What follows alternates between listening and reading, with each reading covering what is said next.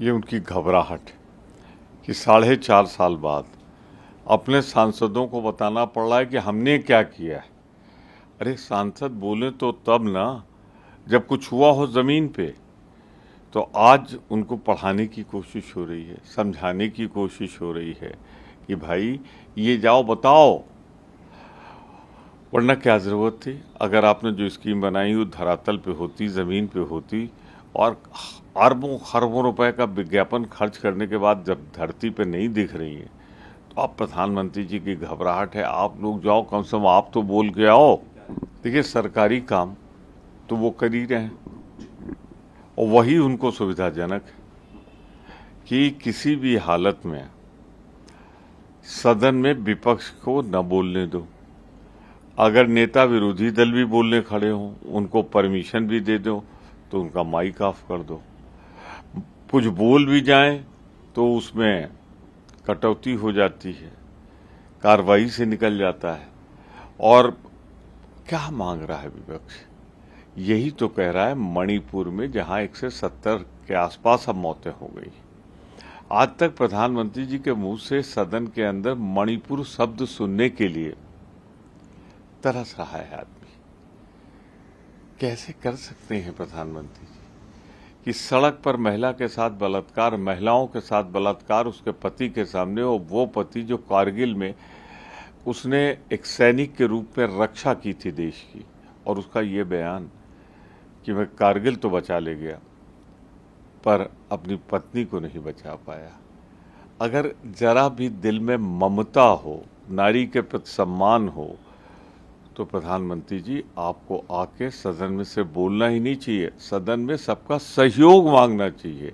आप प्रधानमंत्री हैं, हम नरेंद्र मोदी जी से नहीं चाहते, हम प्रधानमंत्री से चाहते हैं कि इनके जख्मों पे मरहम लगाने के लिए 2 शब्द बोले। मैं सिर्फ एक बात कह रहा हूं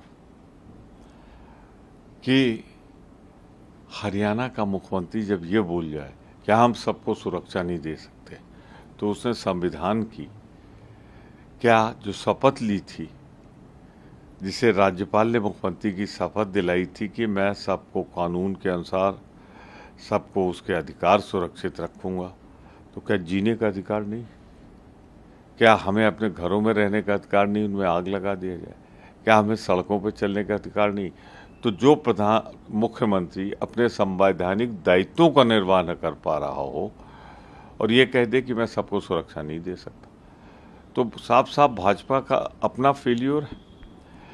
दूसरी बात, साफ दीवार पे लिखी इबारत है कि किसान आंदोलन के बाद जाना तय है हरियाणा से भाजपा की सरकार का, और शायद मेरे ख्याल से अल्पमत में तो आएंगे ही, ये 10 की संख्या शायद न छू पाए। बहुत रोष है लोगों में वहाँ, और ख़ासतौर से इस समय 240 और 250 टमाटर बिक रहा है। तो मैं सिर्फ इतना कहना चाहता हूँ, बहुत साफ कहना चाहता हूँ कि ये दंगे हुए नहीं, कराए गए। और अगर दंगे की तैयारी होती तो जिन लोगों ने भड़काने के बयानात दिए, जो अपराधी उस सड़कों पे कैसे घूम रहे थे, खुद ऐलान कर रहे थे मैं आ रहा हूँ। तो ये तो निश्चित रूप से भारतीय जनता पार्टी ने अपने सहयोगी संगठनों से वातावरण विकास का, तरक्की का जवाबदेही करना रहे, तो इसलिए यहाँ पर उन्होंने साजिशन तनाव किया है। सर, इसके अलावा जो खड़गे साहब को लेके एक बीजेपी के विधायक ने बयान दिया है कर्नाटक के अंदर सड़कों का, कहा कि जिस तरीके सड़कों का हाल है तो आप देख सकते हैं वही सूरत खड़गे जी की है। सीधे तौर पे सरकार की निंदा करते करते सीधा कांग्रेस अध्यक्ष मल्लिकार्जुन खड़गे को लेकर बयान दिया है। कांग्रेस पार्टी के जो स्थानीय नेता उनका कहना है कि दलितों का अपमान है, बड़े लीडर का अपमान नहीं, वो सिर्फ दलित ही नहीं तो हैं, वो इस देश के वरिष्ठतम सांसद और राजनीतिक हैं। 9 बार विधानसभा का चुनाव जीते हैं, ये 2 बार पार्लियामेंट में रहे, 3 बार, 1 बार राज्यसभा में है। तो आप देखिए ना, 12 टर्म हो गए उनके अनुभव को ये अनुभवहीन, जिनको आता जाता ABCD नहीं, वो चुनौती दे रहे। हाँ, बीदर में अगर कहीं सड़क गड़बड़ है तो वो सरकार तो पिछले 10 साल से आपकी है वहाँ पर, और अगर इतना ज़्यादा विकास नहीं किया होता उन्होंने तो खड़गे साहब को वहाँ की जनता 9 बार चुनती क्यों? तो सीधी सी बात है कि ये आपकी गंदगी है, आपका कूड़ा है, आपका करकट है जो आपने अपने कार्यकाल में फैलाई है। अब कांग्रेस की सरकार कर्नाटक में आई है, हम इसको साफ़ ही नहीं कर देंगे, इसको ऐसा कर देंगे कि वहाँ की जनता और वहाँ के लोग इसे उदाहरण के तौर पर एक अच्छा क्षेत्र बताएं जहाँ सर्व सुविधाएं संपन्न हैं। और जहाँ तक दलित वाली बात, घटिया हरकत, बिल्कुल ठीक कहा उन्होंने, ये एक सही स्टैंड है, करेक्ट स्टैंड है। मैं भी कानून का विद्यार्थी हूँ, अधिवक्ता हूँ।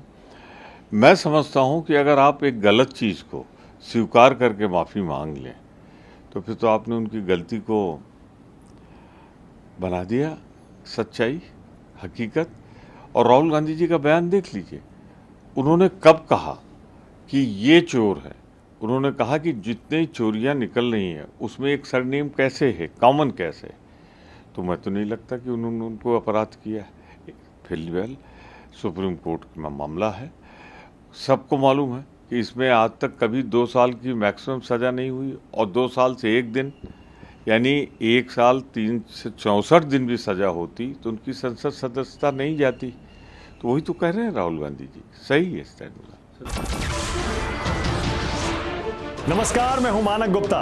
अगर आपको हमारा ये वीडियो पसंद आया हो तो इसे लाइक और शेयर जरूर करें, और हाँ, हमें सब्सक्राइब और फॉलो करना ना भूलें ताकि आप देश और दुनिया की कोई खबर मिस ना करें। तो जुड़े रहिए हमारे साथ और देखते रहिए न्यूज़ 24।